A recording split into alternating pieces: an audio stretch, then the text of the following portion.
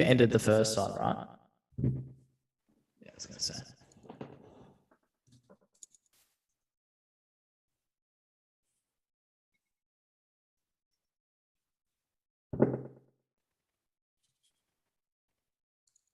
We live? Oh, we are. Hang on, I want to check this out.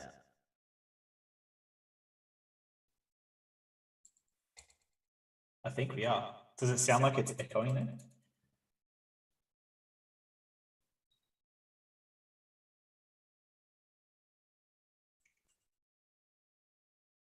I think it's echoing, but hey, we've got something.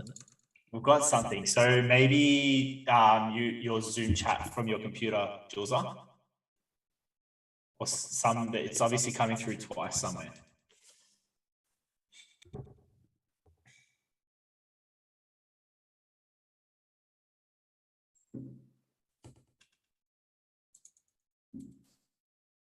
Hang on.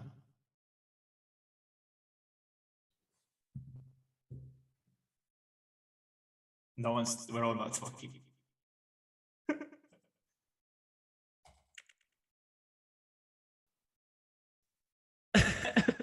We think we're on. We're on with an echo. It's not too bad. I think if you can figure out where the second audio is coming in, we're on here, Jules.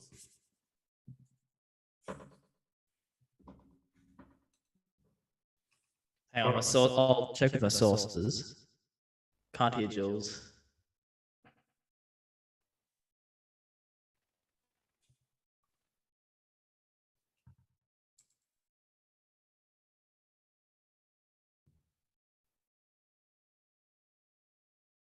Can we hear Jules now? Darren says no. Well, Darren. So when you said, "Can we hear Jules now?" we could hear you. So keep that. Okay. Yeah. So you're on there. We still got they can hear Jules now. There's only a slight echo, I think. Now it's just us that's echoing. It sounds like we're talking into those old 1990 microphones.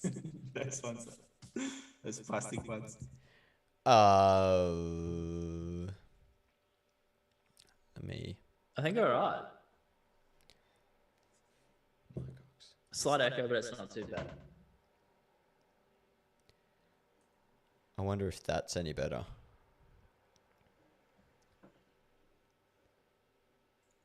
I'm just trying to figure out where the echo would be coming from. I feel like it's coming from. Can you mute your desktop audio in OBS, Jules? Mute my desktop audio. Yeah, that's off. Yep. Okay, that's one. Zoom is off. Oh, you know what it'll be? Mute one of, so you've got, okay, so this is what it is.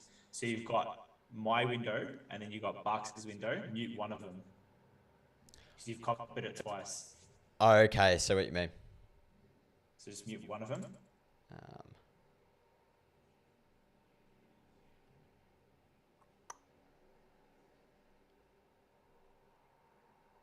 No. I think that'll just mute you completely, won't it? You could mute both and just take the desktop audio through. Ben, I think you're the one echoing. I'm listening on the live, like on the actual, like I'm not echoing in here, I'm echoing on the actual live stream, Bucks. Oh, okay. How do you, if you listen to the actual live stream, there's an echo. It just means that our audio is getting pulled through twice. Somewhere. And I feel like it is because you've got us. Yeah. Does that make sense now, Bucks? I think so. Wait, so do we need to do something with Jules' end? Yeah, it's Jules' end. Hope everyone's enjoying this. Hey, we always preach about showing behind the scenes in sport. Yeah. It's a live learning. Ben, with your and Barks' display though, they're just displays. There's no audio attached to that. Okay. So I'm thinking. Fuck, I'm close up. Check out the face on me. Yeah, not bad. Like I said, I feel claustrophobic. Jules gave himself all the Roll back space. here. If I move, I'm out. If I move like half a centimeter to my left, I'm gonna end up in your screen, Parks. I need to move. I'm gonna chill back here for a bit. Yeah, it's not bad. Just full microphone. Yeah, I've got no idea where the echo is coming from. Everyone, sorry. Hang on, I mean, it's not the worst. I mean, it's not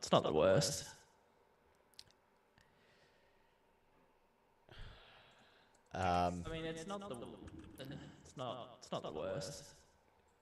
I mean, fuck it. Do we push on? Yeah, I'm happy to push on. It's our first go. It's not the worst. We're live. I mean, fuck it. Do we push on? All right, here we go. We doing it? Yeah, we'll just do it. Run. I don't want to waste everyone's time after they're tuning on a Tuesday night at 8:45. Welcome, everyone. You're in our first ever live. Hope you're all enjoying it. Woo! Look, big props go out to our friend Ben here. Behind the scenes, he's been on for like 35 minutes, just trying to help us set this all up. But Ben, it's a pleasure to have you. Thanks, mate. Clearly, I didn't do a good enough job. Nah, I'm just quietly going to blame Cripsy. He tried to yeah. help me out last night and absolutely cooked me clearly. Nah, don't You just can't ditch the blame there, Jules. You've done well. Cripsy's done well. We've all done it. Yeah. We're all making it here. Yeah. So, a bit of a background to Ben. Ben and I first met, about like 8 years ago, Ben? Yep.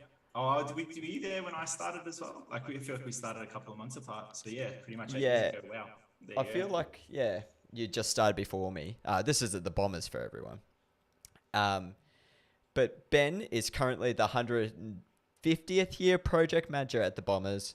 But he's got a background in just about everything. Graphic design, podcasting, Twitch, you name it, he's done it. So, Ben, we're really lucky to have you along today. And we're excited to get to know a bit more about you. Thanks, guys. Appreciate that. It's actually quite an honour to be here. You've had some incredible guests on this show, and I've been watching very closely. And yeah, it's good to be here, mate. I have done a fair bit, maybe not incredibly well at everything, but I've had a crack at most things. That's not true. Twitch. Well, that didn't really take off. It's probably going to be better than our lives still. It takes time. No, it's been good. I've loved every day that I've worked at the Bombers. I've been there for 8 years now, so I've covered quite a fair bit. And as it is in Clubland, Jules, you sort of pick up quite a fair bit as you go along. But there was sort of things that I just wanted to focus on to grow my skill set. So Clubland and I feel like the digital space as a whole, there's always room to grow.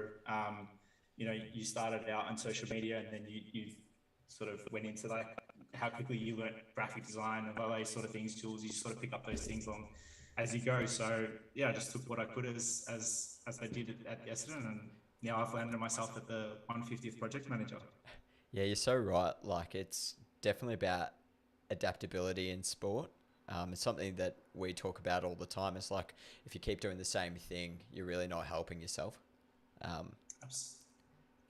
Yeah, absolutely. Like I remember, like, I studied graphic design to start out with, and then worked in marketing, and I was working during on our match day entertainment and all those sort of things, and just sport does give you that opportunity. It's very there aren't many in terms of like headcount, in terms of businesses, there aren't many people, so you sort of have to adapt and help out and chip in where you can, no matter really what. And that's always been one thing that I've driven, and I was told that very early on when I started, that be adaptive, and you would potentially do well in sport. So thankfully I've been there for 8 years, so I must be doing something half decent.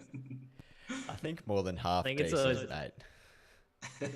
Thanks, man. I think it was saying before, I think it is a testament that you continue to sort of wear multiple hats, like we like to say. Like you start out with graphic design, but you have to try all these different things. I think it's always interesting to find out where our guests and people in the industry actually start? I mean, I know you said you studied graphic design, but how do you sort of get the gig at Essendon all those years ago? Where did it begin? Yeah, so I studied graphic design at Vic Uni for 2 years, and then I felt like I was comfortable enough to go and sort of search for a job. I got a part-time job in a little studio in Essendon. From there, I landed, I'd probably say my first big gig, and that was at the Just Group in Richmond. So that's Pete Alexander, Just Jeans, Portman's, Dotty, Smiggle, those sort of big fashion brands in Australia. So I was part of their digital team there, worked on their websites, EDMs, marketing, that sort of stuff. It wasn't necessarily designing clothes or anything like that. It was more so the front-facing stuff, posters in store and stuff like that. So that was a great gig. In a way, it's very similar to the way sport is, how you just instantly get thrown into the deep end, and you've got to quickly adapt and learn. And before I knew it, I just thought like I very quickly, like I could have in sport, just taking on what I could. And from there, the opportunity arose to join the Essendon Football Club, and it was the junior designer position, and it probably sort of not necessarily took a step back, but I think if anyone had said to me while I was studying graphic design that, if you ever offered you a dream job at Essendon, I probably never would have believed you in a million years. But that opportunity came up, so I took it straight off the bat. And the way things sort of panned out from there, the senior designer there at the time moved on a year into the role, and I quickly took over that. And from there, just had ambitions to help shape the Essendon brand. And I suppose we'll touch on it a little bit later of where design is now after starting 8 years ago. But from there, went to the head of brand and design, worked a little bit in marketing as well, done a lot of stuff for Match Day, and that's the entertainment side of things, LED, big screen. And then from there, I was fortunate enough, Justin Rodsky at the time approached me and said, would you like to head up our 150th year? The Essendon Football Club were adamant that they wanted to do the 150th year properly. They wanted to not necessarily make a statement, but there's only a handful of football clubs or sporting clubs in the world that are 150 years. Like I would say it's almost less than 10. So they wanted to make sure that they did it and did it well. So they appointed me to help out. First thing off the first job that we focused on was the logo. So that's where my design sort of background came in, and then from there now that this is where I am. So obviously COVID made that a little bit rockier than what I would have liked it to be, or what the club would have liked it to be. But so that's how I sort of navigated my way through. It sounds like you've done like a crazy amount of, I don't know, like the way Jules has, obviously we've never met before today, but like the way Jules has talked about what you've done, I feel like there's been like 12 different roles in there. Like it seems pretty impressive. Yeah, it has been. It's, it really is what it is. I felt like whatever opportunity was thrown my way, I'd take it, and I wouldn't say no. Sometimes I probably regrettably should have said no, because sometimes I really didn't know what I was doing, but I tried to work it out. And mind you, it's not necessarily all about myself and the individual. Like, you have an incredible team around you, and without those guys in your team, especially in sport, you know how closely you work with those guys. They make it a lot easier for you, because it's so easy to learn off anything, questions, and everyone's so keen to help each other out and empower each other. So I was very fortunate to have a great team around me. I still do. From the very get-go, I had great people around me that were always willing to help out, and I learned so much off them. I was just a sponge wherever I could. So that's sort of why I sort of adapted and did what I could. But it's kind of hard now, because I've done so much of the Essendon Football Club, and it's very hard for me to just focus on one project. I'm always helping out where I can or whatever, but I love doing that. Like, it's always good. But I'd imagine that my managers don't necessarily like me helping out where I can when I've got other things to do. I get very easily sidetracked. It's a consistent thing I've found in AFL and sport, that what you're saying about your team, that you can't do it without a good team around you. And I think it definitely helps when someone like Jules leaves your team, so you can get better. And I think that's an important note. That's when I got my first head up role. As soon as Jules left, I instantly became a manager. So you wouldn't be here without Jules. I thought you were going to turn around and say it's a common theme amongst Essendon people getting distracted really easily, because that would be it. But just a fair whack. No, I mean you can say it as well, but I just wanted to comment on as well. Like, I feel a bit of a third wheel here. With I'm going to be out of the loop with all the nicknames here because you guys are going to know everyone you talk to. Yeah, well, I'm pretty sure you know who J-Rod is. I'm sure Jules would have spoken a lot about him. J-Rod. Shout out and J-Rod. Jules. Yeah, shout out J-Rod. Shout out J-Rod. And Jules, but yeah, no, I think, I mean, you've worked with Jules almost as long as I have now, so. Yeah, he's not a bad worker. He's a good guy. What just back to the initial start of your career. One quick point. Is there sort of a quick summary of, I guess, where graphic design especially was when you first started to where it is now? I know it's a pretty difficult question, but like, how have you seen it transform, I guess? Yeah, I mean, even now, I still design quite a fair bit. I'm still very passionate about design. I follow a lot of designers now, and I follow a lot of designers that are sort of breaking into industry at 16, 17, and blows my mind where the skill is at now. I don't know what apps they're using, and I feel like I'm old now saying what apps are they using, but it's just incredible, and it's crazy to see what they're doing and stuff that I could never imagine doing, even if I had 5 more years in the design industry, and they're doing it at such a young age, which is great to see because that never existed not that long ago. So I remember starting, I mean, I'll talk specifically to sport because I feel like graphic design is such a broad industry. But I remember starting in sport, and a lot of AFL clubs, sporting clubs, were still outsourcing their work to agencies. And I remember I was probably one of the first after the previous designer at the time that sort of got hired as an in-house designer. And I think it was a great initiative by the football club because, one, you do save so much money as a business, but at the same time, the output of work that you can get and that sort of stuff, and having control over your brand, which can then drive commercial opportunities, is a great asset to have designers. And I think businesses very quickly saw what it was like to have designers and like, you know, how are we pumping out so much content in terms of design-wise, EDMs, that sort of stuff. But about outsourcing, it was almost impossible. As you know, I think both of you would understand outsourcing can get a bit clunky, and not to say that agencies don't do it. I feel like agencies have their place in terms of like big time campaigns, and they are the best at that because they're so heavily resourced and they have all the creative mindset to create that sort of stuff.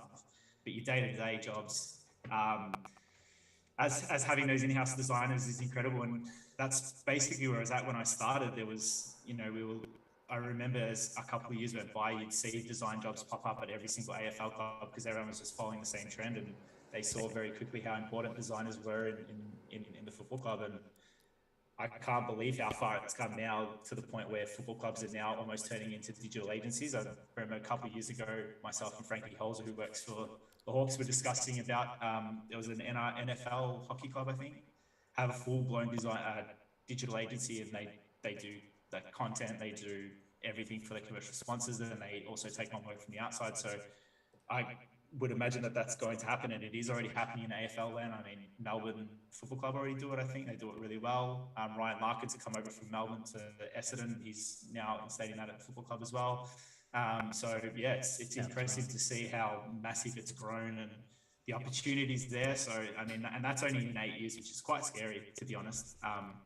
You know, and then you get your Julian Wallaces of the world that just jump on Photoshop whenever they want. So as a designer, it can be quite scary when you walk past and see just Photoshop randomly opened on your social media, guys. Put that away. That's so true. Yeah. I remember when Ben would just like walk over to my computer and I'd had Photoshop openings and like doing something, and he'd be like, "Oh no, mate, I'll do that for you." What are you doing?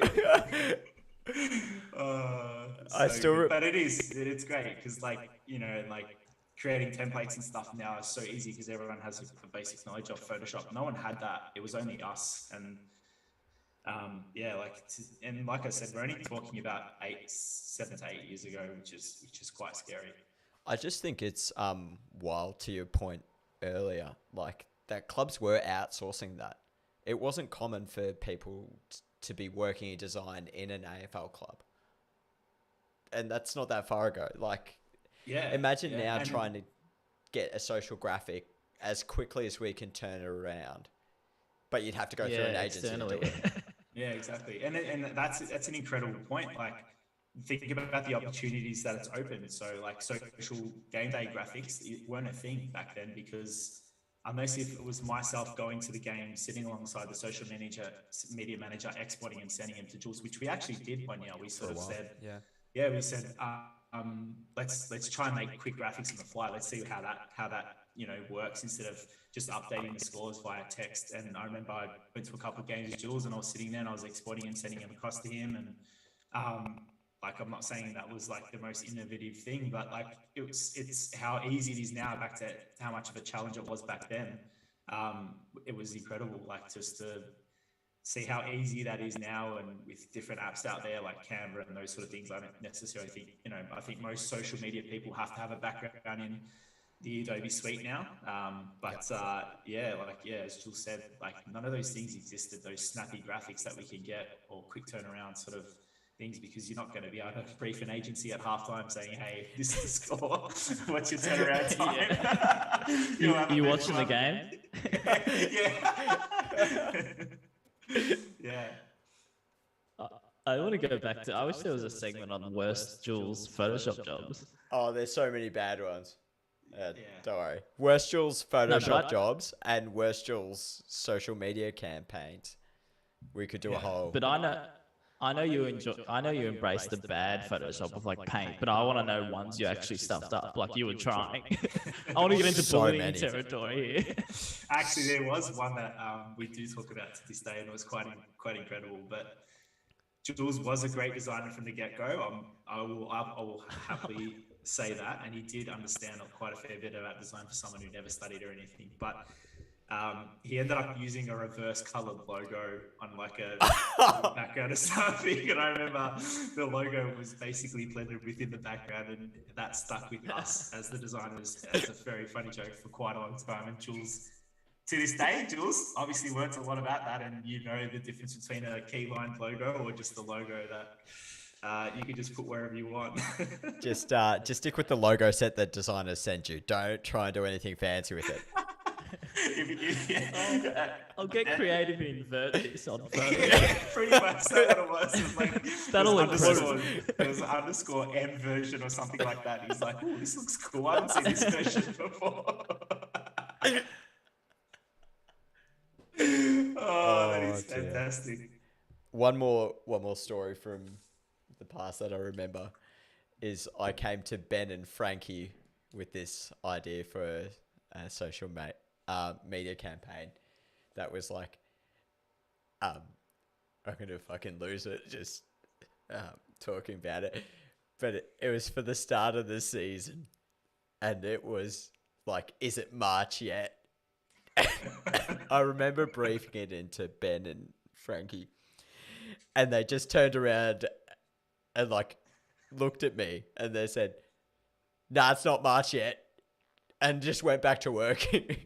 But then just gave me this little hashtag to put on everything, and then I put it on because I was stubborn as fuck, and then just send it back anytime I'd like post something.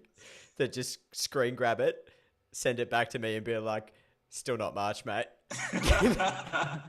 Hey, mate, I'm sure someone's used that campaign before now, so I reckon you might have been ahead of your time there. Here I am trying to say how much we used to empower each other as teammates and stuff, and the first campaign you pitched to me and Frankie, we just completely shot you. Wow. I needed that, though. Yeah, it's a growth. It sounds like a growth, learning moment. Yeah, no, it's incredible. Like, it's incredible how far design's come in the last couple of years in general, but as a whole, since I've started at the football club. Benny, you touched on this. Bomber supporter from Growth. Yep. I guess. Did From you Growth? have a real what? From Growth. I was going to say. You said other you meant birth, so I had to pick Yeah. you. I had to pick Sorry, you from up birth. because I can't speak Norway. This is also Nah, throwing I'm me. terrible too. So I'm listening to Zoom through another set of headphones, and I can hear myself talking, and I'm trying to get used to it. Not to make excuses. Live stream. You've done Live well stream so far. things. Live stream thing. But anyway, Benny, Bomber supporter from birth. What was your biggest like fuck, I'm here at the club I love, in the sport I love, doing the job I love moment? Yeah. I was quite fortunate when I first started. I was saying this before. The first week I started at the Essendon Football Club was it was the Anzac Day week, and as I said, I was always fortunate to have good teams around me. And I remember it was Alex Stewart and Shane Potter, who are currently still in football clubs at the moment. They just said, look, just enjoy this week. It's an incredible week to be a part of. So, just, sit back, relax. We won't hammer you too much. We'll take you down the race at Anzac Day. And it's kind of pinching myself. It seemed a little bit silly to, just literally go from a design studio straight to Anzac Day race, watching the last post and walking past your, players that you absolutely adored. I love the football club, always have supported the football club. That was probably the biggest moment where I was like, how have I got here? Sort of thing. And then it was quite crazy because then I had to go to work on Monday and they were like, okay, well, you've had your good week now. Here's 17 briefs to go get done at 5 p.m. But it wasn't that. It was that was one of my biggest moments. But to be honest, the one of the all-time biggest moments was when the previous senior designer there took me down to the hangar and Joe Watson introduced me to himself and welcomed me to the football club. And that was sort of like a sort of step back crazy moment when I was like, this is crazy. That was sort of like where I was like, how have I got here? And then the first sort of design job that sort of just completely was like mesmerizing for me was probably, I've done so many, but would probably be when I got the opportunity to work with Adidas on our first Anzac Day poppy sash, which was quite an incredible opportunity and something I'll forever be grateful for. But yeah, are we in a NASCAR race? Yeah, so that's the sounds of Coburg. it's We're really the digging into Jules. 9-10 Yeah. drag. Yeah, so they're probably two moments that will always stick with me. I mean, I've had an incredible amount of opportunities at the Essendon Football Club to do a lot of things that I hope I've done well. I'm not sure if I have. Fans usually like telling me if I have or haven't done well anyway. So, but it's, those are the two moments that will stick with me for a long time. Yeah, I think Anzac Day is a moment that no one ever forgets if they're part of it. Like the pin drop silence is just huge as you're standing wherever you are. And also, I think I've actually got your poppy seed jumper hanging up here. There you go. Yeah, really? so it's still there. Yeah, it's one of the ones on my wall. I reckon you did that in the year I was leaving, and I was like, yeah, I need that one. Yeah, I still got my first one too, which is great. Like, Yeah, incredible opportunity. such a I've cool got thing. one too. It's all right, Bucks. I guess one thing that we asked Ben Lawson, who's also been on the show, not to be confused with Ben Corson. Yes, incredibly confusing. Incredibly confusing. But Essendon is a traditional brand. Did you ever face any pushback when you were trying to bring in new things in, and bring the brand into the modern era? Yeah, absolutely. I think we touched on this before, and it will sort of make sense now. But back when the football club was a brand of its own, and brand was sort of what the football club does, or what they sort of look like in the media or on the field and stuff like that. And then when design comes into play, there's sort of like two levels of brand, and it's a brand as in your design creative sort of brand, and then your brand of how you represent yourself as a business or football club.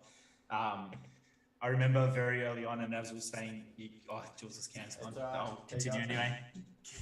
Push on. Yeah, for sure. I remember that, we're saying that agencies, when you brief stuff out, it's very hard to have brand control because not every time you're getting the same design or anything like that. So once designers came in, that's when you actually, were able to get a grip on your brand and sort of create something that was, aligned to everything. So I think as a designer, you're always going to get pushed back.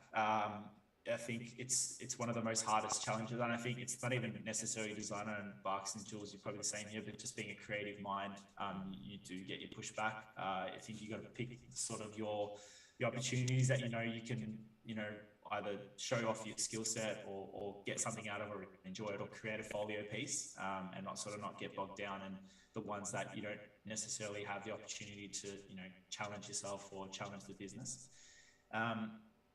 Getting pushed back is quite a common theme anywhere, I feel, in the creative industry.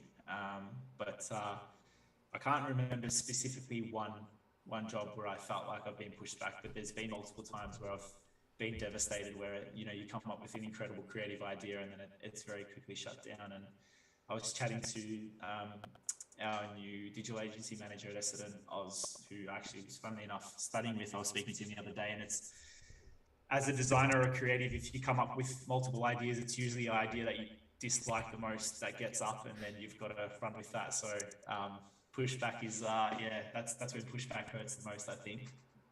It's the most That's a really common interesting idea. point. Sorry, Barks. Sorry. No, just the point about your least liked idea or your least liked concept is quite often the one that comes up. And I think what you were saying then is something that I probably found one of the most difficult thing or interesting thing about working in sport, because like naturally you're a creative person. If you're in these type of roles, then you might think something's really good, and it's all subjective. So like, even if you get pushed back on these things and it doesn't come through, it can be frustrating because you're just like, well, like I still like it and I still think that would have been a real winner, but you've just got to sort of pick your battles, I think, as you said. 100%, and like Bucks, you would know there's so much content that you'd capture. I'm just going to assume, and I'm pretty sure I'm right here, but your video and Yeah, cool. Would be great. Good intro. But I like, I mean, at the forefront, at the end of the day, we have to represent the football club. It's not about what we think as a creative is the right thing. You've got to make sure that it's right for the football club, and that our fans are going to be responsive to it, and that, we're not necessarily offending anyone, but at the end of the day, everything we do and everything I've ever tried to do is for the football club's best interest. I've always held that with me from probably not the get-go, but 2 or 3 years I learned that. But Barks, I'm sure you multiple times would have had some incredible content filmed in the can, but unfortunately there's a whiteboard in the background that might have some game plan, or someone swore, or media are like, no, we can't release this or whatever. So I think us as creators and you guys as video guys, like I feel like you could create one of the most incredible documentaries with footage that never ever see the light of day. But that goes back to saying about jobs that sort of get shut down or whatever, that really hurt, because you just like, you'd love to show this to everybody, but unfortunately sometimes it's just not the way. Yeah, one of the best things I now do is I don't care what angle I'm at, I just go closest to the whiteboard as possible to avoid it, because it's going to ruin me. Yeah. It's the things you learn along the way. Yeah. How did you deal with that early on though, Ben? Like that kind of pushback on some of your ideas, because you obviously matured and like learned how to deal with it, pick your battles. But in those early days, like for new designers in the industry or anything, would you have any tips? Yeah, absolutely. I think Barks almost touched on it there. Like he now knows not to film things. It's those little things that you overlook when you're doing some sort of creative content. You'll just film this moment, and unfortunately, someone's got their butt out in the background or something, and then you've lost that whole thing. But Barks is probably now switched on more, saying not filming that whiteboard, or making sure that thing's not out the background, or quickly maneuvering himself to sort of capture the moment. And it's similar with me too. I feel like you'll just naturally learn along the way what will work and what won't work, and to make sure that you still challenge yourself, still challenge the boundaries, push the boundaries, but make sure you do it within a particular way that you're not, either offending someone, or, you're doing it for the right interest of your business or your football club. I think one of the biggest things and the biggest piece of feedback that I gave to Benny Lawson very on was pick your battles, pick your jobs that you know that you're going to take very far, but necessarily don't also, sometimes it's not going to work out the way you want. So, just get those jobs out of the way as quick as you can, and there will definitely be an opportunity around the corner where you can then, express your creativity or anything like that. That's probably the best piece of advice that I could ever give as a designer, or a creative in general. I think that's good advice as well. Any young aspiring designers, learn from all the dumb shit that we've done. Yeah, but those designers now are a lot better than I ever was, so I feel like my advice probably won't go that far. You never know, these Gen Zs or whatever the fuck we're up to. Yeah. it's still like things like you can't teach these things that you pick up on unless you do it. So there are still things that you're not gonna get the benefit of through new technology or apps. Like actually doing the job for a certain amount of time will teach you things that apps can't. Is my inspiring message out of that, I think.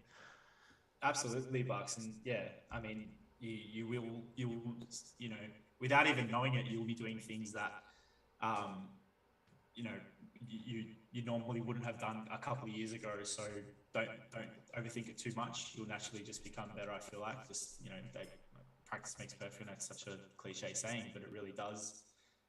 And Bucks are probably, just you saying out loud that you try to steer clear of the whiteboard and stuff. That's probably something that you haven't thought about when you're doing it, but when we actually speak about it now, it's something that you've called out on Schools. I'm sure you're the same as well. I'm sure there's things that you very quickly adapt to, especially in sport and how quickly it moves as well.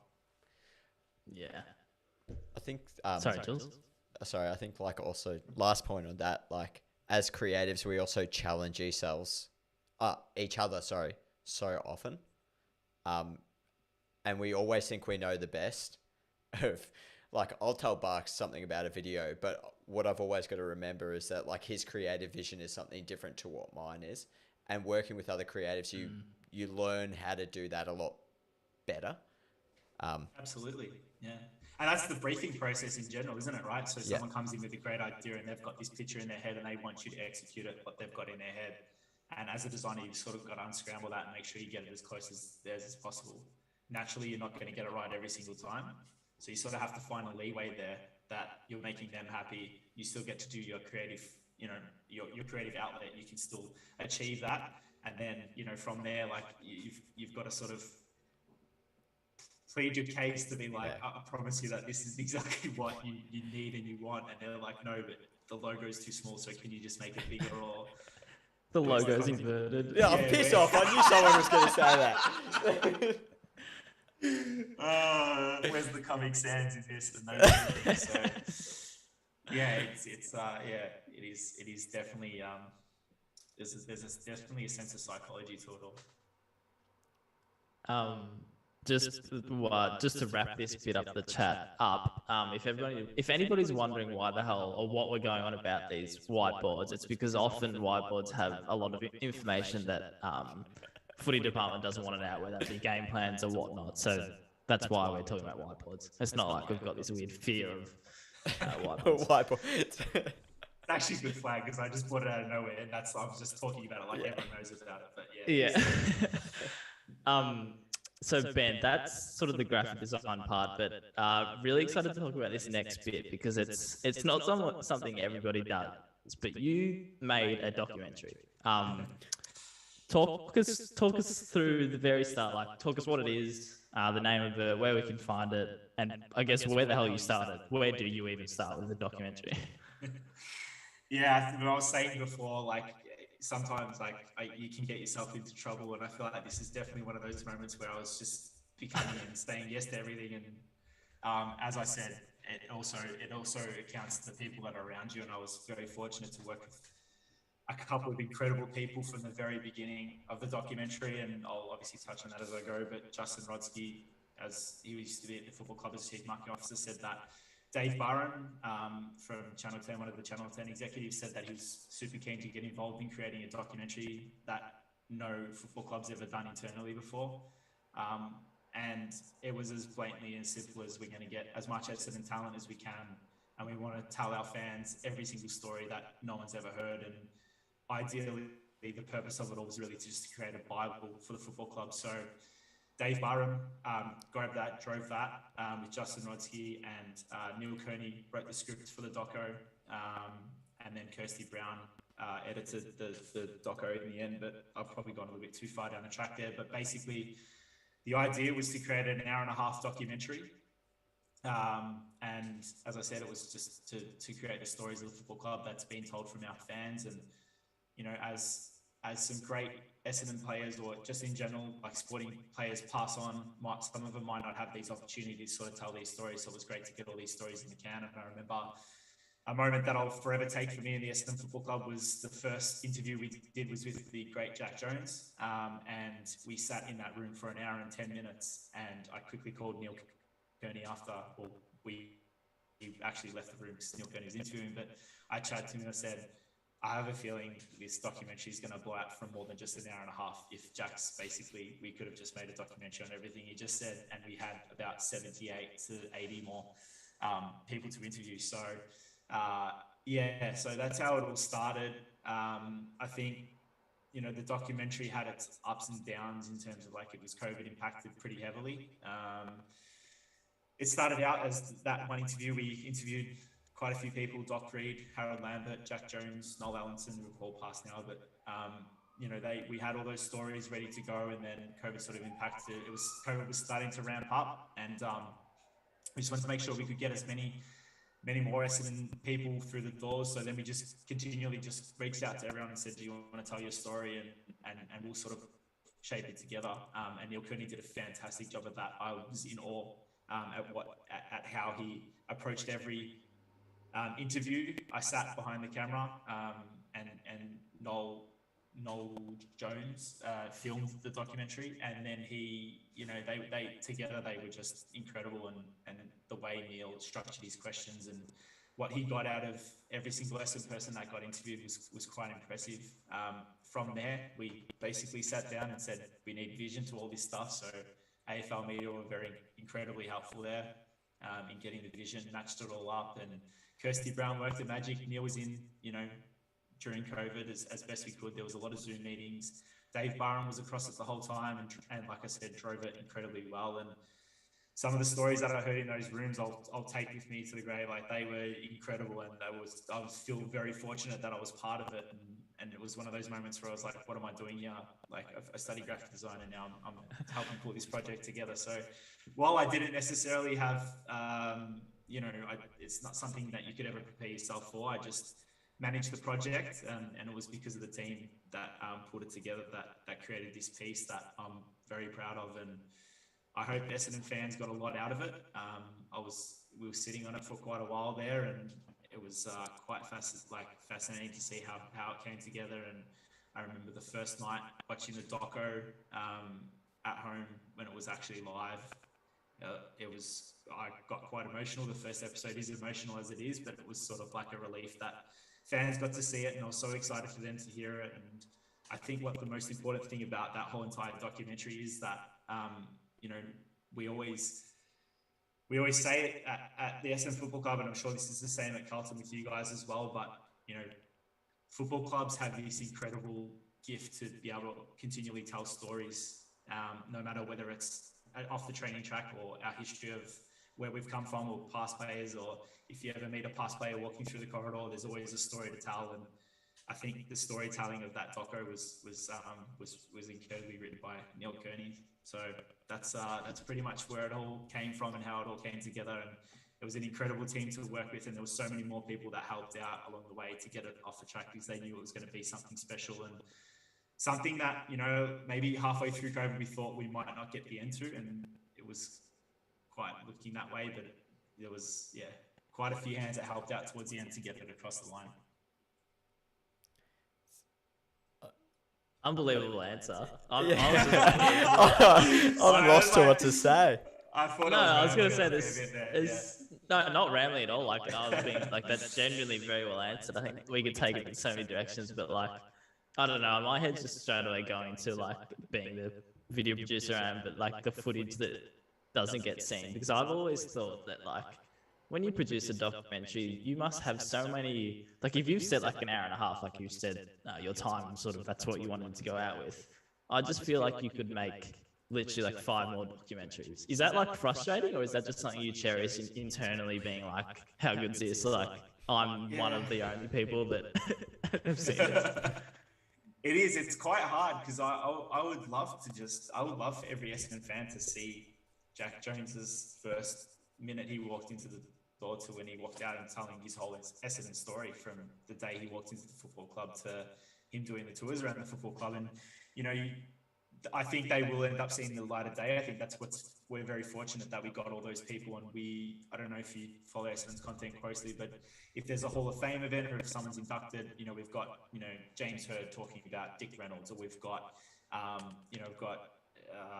Matthew Lloyd talking about what it was like in a forward line with Lucas. That didn't necessarily make the doco, but I'm sure there'll be the right time where you can use that vision and bring that together. So I think eventually most of the content will be seen. I think the documentary highlighted the best parts of what was spoken about, but as you said, like, there is so much that will never ever see the light of day, and I guess that's the thing about video content, right? Like, think about how many times you capture things in the can and they just don't see the light of day, and you wish you could show it all, but unfortunately it's just not the way. You might not be able to answer this, but can you, sorry Jules, can you show it? Like, can you upload it to your website? Is there a reason you can't? This is probably not so you can answer. Nah, that's all right. I think we could. I think we could. I mean, I think definitely down the track you could do a feature piece on each one of these people, but I feel like just them sitting in front of a green screen, while it was very impressive, uncut footage isn't that appealing in this day and age, especially with, TikTok Capital, well, they've both expanded their length to 10 minutes now. Yeah. But short snappy content is the best way to go. We all know that now. I feel like the world didn't learn off Vine. They basically paved the way, and then everyone just wanted longer stuff, and now it's going back to how short. Now they're going long again. So I feel like snappy content's the best way to go, and I feel like, Bucks, you should know that more than me, mate. I'm just curious about your long form piece. Yeah, stuff I'm not going to ask about it next time. I agree. I give two shits about your Essendon stuff. Nah, Bucks is all talking about his 8.5 minute Blake Griffin documentary that he put together on YouTube. If anyone wants to watch it, 90 minutes. 90 minutes. 90 minutes. Are you? I told it's an it hour gets and a half. longer It's every time. It's equivalent to Ben's masterpiece. Anyway, that's crazy. 90 minutes is edited. That's like 7 years of editing. Chronological order. Well done. Oh, You got Jesus Christ. I think every football fan or content person would have really enjoyed that last answer, Ben, especially Essendon supporters. But strip away the actual documentary, because you did a lot of work with the branding of the whole 150-year project. Your brand's now on the jumper, which is awesome. It's all over your social media, over your digital channels. What was that, when you sat down, what were you looking to achieve when you started designing that 150-year look and feel and brand?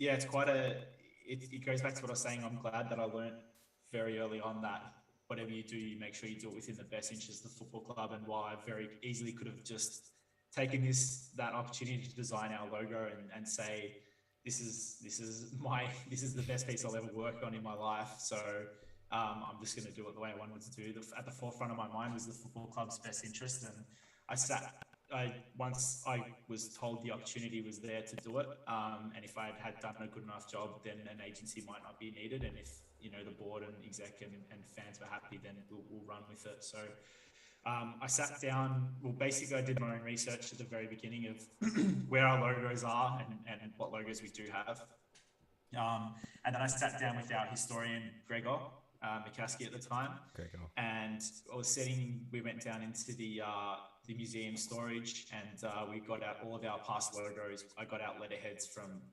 1800s. Like, I got logos that hadn't even seen the light of day.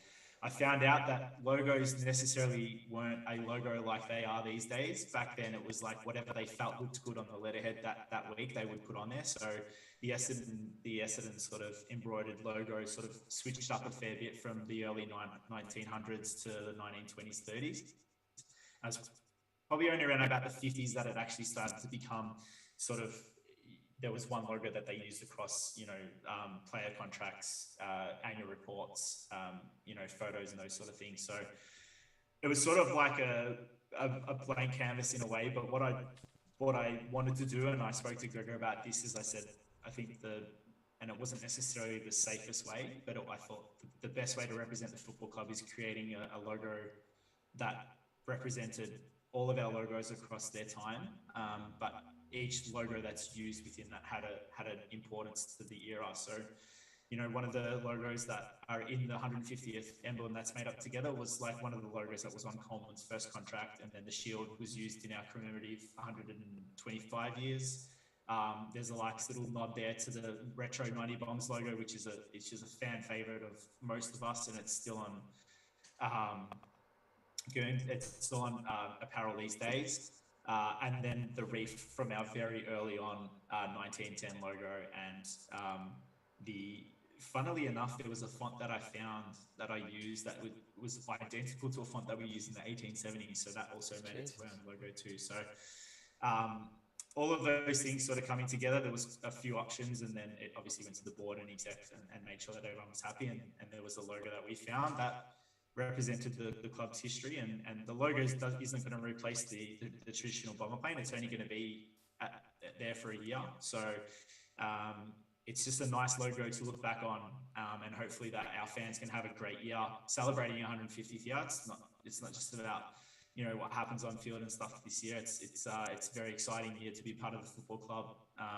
You know, there's going to be so many events that are coming up, and those sort of things too, where all fans can get involved. So I just hope that they can look back at that logo and they can remember the 150th year for that reason, and create a nice little collector's item. Those Guernseys and stuff are going to have a logo that's only there one off, and those sort of things too. And I know a lot of Essendon fans are collectors, and that's sort of how the logo came and shaped together. So it was absolutely packing dacks when the logo got not necessarily leaked, but a few people saw the logo on Channel 7 and stuff, and I'd be lying if I said I wasn't reading the comments, because I felt like I just wanted to do the right thing for the football club. It wasn't necessarily about me, but fortunately enough, the feedback was relatively good. When did you kind of settle and like know that you'd done the right thing based on that? I feel like once I put the three concepts together, and I handed it over to the exec and board, and sorry, I forgot to mention this too, we created a 150th year subcommittee. So that was Kevin Sheedy, Dustin Fletcher, Dan Eddy was on there, Gregor McCaskey, myself, Justin Rodsky at the time, and they sort of made sure that whatever we did for 150th, we're doing it right. And Barry Capuano was on there, sorry, also, who was past players, is one of our past players, but also the head of the Past Players Association. They all loved it. They said it fit the club perfectly, and I thought that was sort of when I felt like I did something right, and I did it for the club, and I did it for the right reasons. And you know, I was fishing for feedback, and I was like, "Are you sure there's anything you want me to change? Am I missing something?" And Gregor was also happy with the way it came out as well, and he knows our history better than anyone I know, or you know, most people as well. So I felt like, you know, that the logo represented quite well. So that was when I sort of knew that it was good.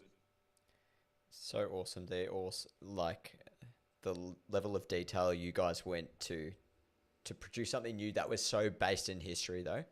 And like changing the logo of a club, even if it's for 1 year in AFL, is no small feat. Like that doesn't happen. Like when Carlton wanted to get rid of the 3D on their monogram, like that was the biggest thing ever, and that's just removing shading. Like it's not changing the whole thing. It is. It's massive, and it's not only, you know, like a lot of people won't know this, but it's not something you just do in November and then December you show your logo. It's something that you have to do a good year and a half out to make sure that it's across the right apparel and those sort of things, and across your membership cards and all that sort of stuff. So you're right, it's not an easy process, but yeah, fortunately, you know, I hope we did it for the right reason, and I think it will represent the 150th year really well. I think you've definitely done the right thing. It's a beautiful logo.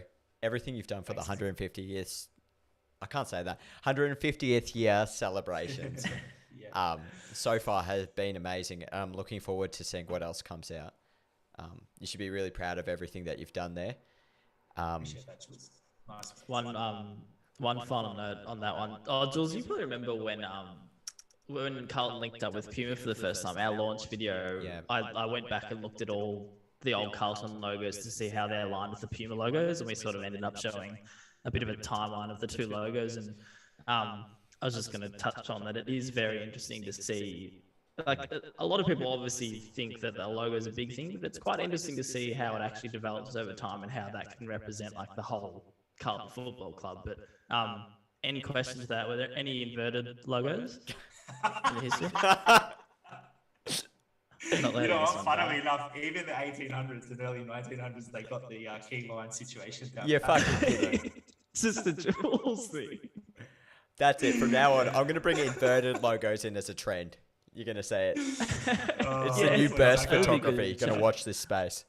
You know what? If you could ever get that through your design, your brand, your head of brand, or your content creators, because Carlton have an incredible tight hold on their brand, I feel like it's very consistent. So if you can sneak a reverse logo in any post, I'll forever be your biggest fan. I'll try and find one. I'll try and sneak one in. Ash, if you're listening, don't listen. Yeah. We're not going to do it. I reckon that's enough about the serious stuff. We've been going for about an hour, so let's wrap up with some fan questions. And you've got a lot of fans. I feel like this is loaded.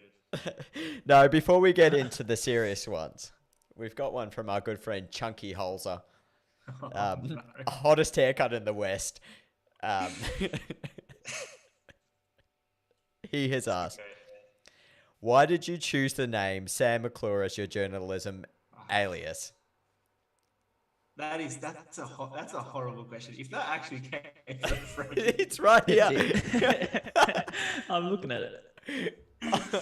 I'll scoop Corson over here. Yeah, obviously myself and Sam McClure look a lot alike. I get that quite often, and I don't think Sam would get that quite often, to be honest. If someone had that guy that gets 150. Next question. I've got a personal one. Okay. You did a podcast with a couple of Essendon legends, and was it James Hird, Joe Watson? Yes, working through it. Yeah. How the hell did Xavier Campbell work his way into that duo of being an Essendon legend? And also, how big was his head after he did that? This is the Essendon CEO, by no means an Essendon legend. I'm gonna answer this professionally, Jules, and I know you want way more out of it than what I'm gonna give you. It was actually another one of Dave Barham's brainchilds where he said, our fans obviously are struggling now. They don't have the opportunity to, we don't have the opportunity to create content as much as we can or whatever. And we, one thing we do take on at the football club is trying to be as transparent as possible. And Dave said it'd be great teeing up Zav and Hurdy, and we just want to just speak to fans and just hear what they have to say, and we'll talk about what we're trying to do at the football club to make sure that we get out of COVID well. And I felt like the podcast, it was literally organised within a couple of weeks, and it was sort of pulling the pieces together. We were all working from home, and it was just one of those challenges that you'll probably look back on and think like, how did you get through COVID? And that was one of them. Yeah. So. You'll have to personally actually Zav and ask how he felt like he went on the podcast, but I thought he went incredibly well, and I thought every podcast needs a host, and I think he did well. But Hurdy was incredible too. He was, there was a couple of stories that probably didn't really make the air after, but there was a couple of fans that called in that were really struggling, and Hurdy went out there and dropped some groceries off to them personally. So. Obviously, it did what it was supposed to do, and it was supposed to, give our fans transparency and just, help them through. And, here, I don't know if this is going to come across bad, but, it's sometimes when you hear people are struggling as bad as you or anything like that, it sort of puts in perspective that, everyone's going through something, as well. And we all sort of went through that, and that's what working through it sort of wanted to go out to achieve, and I think it achieved that really well. It's a very human thing, I think. And I was going to touch on before you actually made a nice end to that question. Is Al Stewart in there with you? Said media manager is Al Stewart, because that was a very media answer. Well done. We got some warnings. While Jules has us in his ear, I've got Al Stewart in my right ear. Cool it down. I feel like Jules was teeing me up to end my Essendon career if he wants me to rip into the Port CEO of the football club. Nah, tell him he sucks. It's all good. I'll say the next one, Jules. Are you done with your joke ones? Oh, it was a serious one. It was submitted. Oh, sorry, we had one joke one. If I didn't get one quick- serious one, I'll be flat. This one's sort of serious. When you're working with a blank canvas for a graphic design, how much of it is honestly a bit of luck and randomness? Like, do you have a method, or is, because like for someone, I've never designed graphics as part of a job, is a lot of it just sort of, well, yeah, is there random and luck to it? Yeah, Or is that disrespectful to the craft? Nah, you're right. It's quite crazy. There is a sense of luck, but it's also, it depends on what you like. If you're designing a logo or something, my first instinct is just get a pen and paper out, because that's what I did when I was younger and I was creative, and I'd just scribble ideas, or like if I'm looking to create a logo, my first initial instinct is using letters of the business name. So if I was, example, designing a logo for Julian's name, I write Julian and see if I can link some stuff together, or tie an N to it, the A, or do circles and stuff. So that's one thing how I'll go out about designing a logo. I think it's so crazy. Like, as a designer, like, you follow so many different designers, and you follow designer brands and content pieces and all those sort of things. So you're just constantly being fed with ideas, and sometimes you're just sort of like regurgitating that on Photoshop, and then going out there and changing it, and following design trends and those sort of things. So I feel like that's sort of how it happens. Well, that's how it happened for me anyway. But one thing I used to like to do towards probably, like, maybe when I did end up being the head of design and brand, is sort of set a tone at the start of the year. And that's probably where you start like a big brainstorm of what you want the Essendon Football Club brand to look like for a year. And then you sort of just tailor off that, and then, add some elements every now and then, and those sort of things. So that's how I sort of went about it towards the end. Is I probably went one way too far, strict brand, and sort of lost my creative sort of side of things. But that's how I would approach a blank canvas. I like that tone. I like that tone point. Do you have like an example of, like, for the listeners, like what would an example of a tone be that you could set for an entire season? Like, not yours right now, but like what type of things are you talking? Yeah, so obviously, like, you probably, when I was the head of design, I basically set out a font suite that we're going to use for the whole year. So that instantly ties a lot of design together, because the font's just consistent. Obviously, and you guys would know, it's very challenging working in a football club, because we only have red and black. The second we introduce white, it's St Kilda. Yeah. Ben Lawson touched on this. Yeah. It is. It's a nightmare. And they are colours that are great. Like, I love the red and black, but from a design sense, there is no bright color in there. So to add brightness to your thing, it's incredibly challenging. So you have to use like light assets and those sort of things. So you have like your light assets and your different types of, whether you want like a scrunched up paper background sort of feel, you sort of set that at the start of the year and use those elements to make up a re-signing or anything like that. So you've used your fonts, you've used your thing, Ben Loss is incredible at this, and this is something that I sort of took off Benny, is that his photography, not filters, what would I say? It's probably a little smaller, like his touching up of images is incredible, and he has a unique style of that. And if you strip away everything in the background that Benny does when he designs, you'll see that the way he filters his players is incredibly consistent. So that's something that he takes on at the start of the year and then rolls out through. And sort of whatever happens in the background or at the foreground sort of creates that continuity. And you add a font that you use all the time, or a shine that you're using every time. And, all those little holographic stickers that he uses, that sort of ties all that brand together. So that's sort of how I'd go about it. There's some years that I've basically gone and, I think it was the year we signed Dylan Shield. I can't remember when exactly that was, but that year it was very plain red and black, just red, black, simple, players, the hero, fonts, and that sort of thing are the secondary sort of element.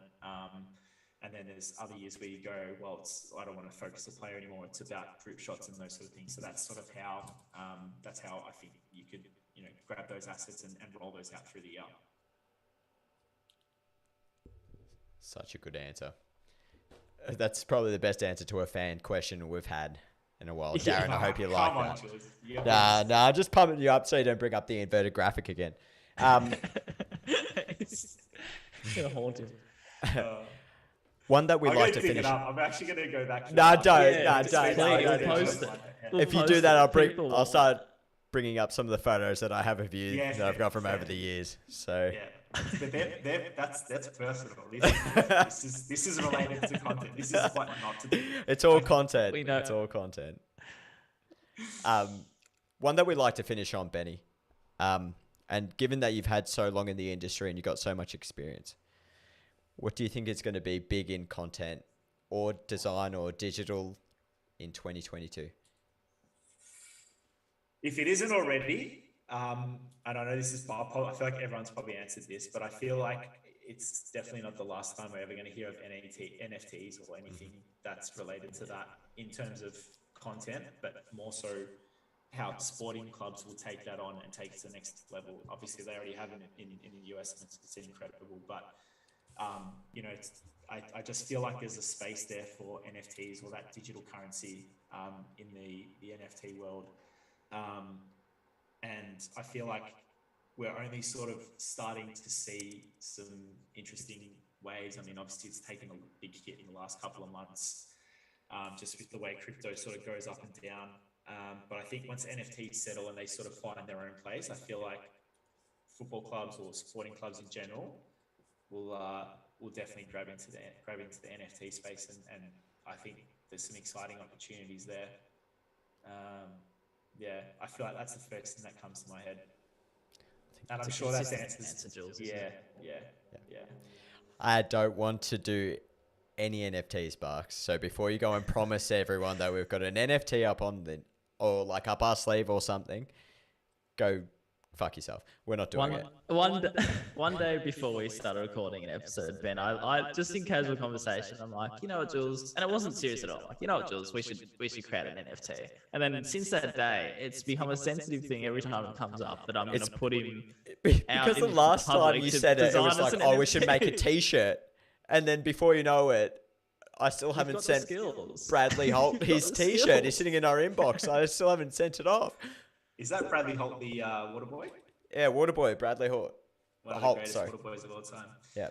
If Essendon fan. in all seriousness though, if you are interested in creating NFTs, I'll dig up that inverted logo, and I reckon Credit millions.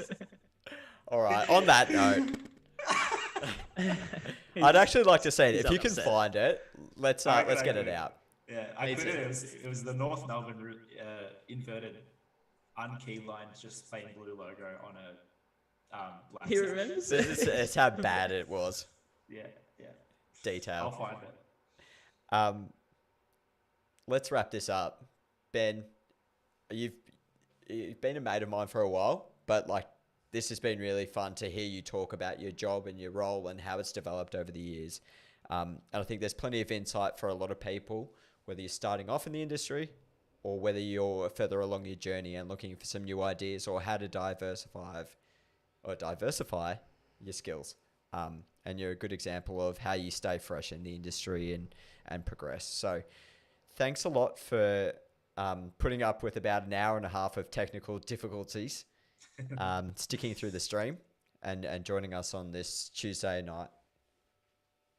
I appreciate that a lot, mate. Very kind words, but on the same sort of path as that. Like, obviously, it was great, incredible working with you. But this podcast is great, and I think it's growing really well. And I actually enjoy listening to it. I don't listen to many podcasts, but this one is definitely one of them. I'm not just saying that because I'm on it, but keep up the good work, guys. It's like really good. I think it's a really nice.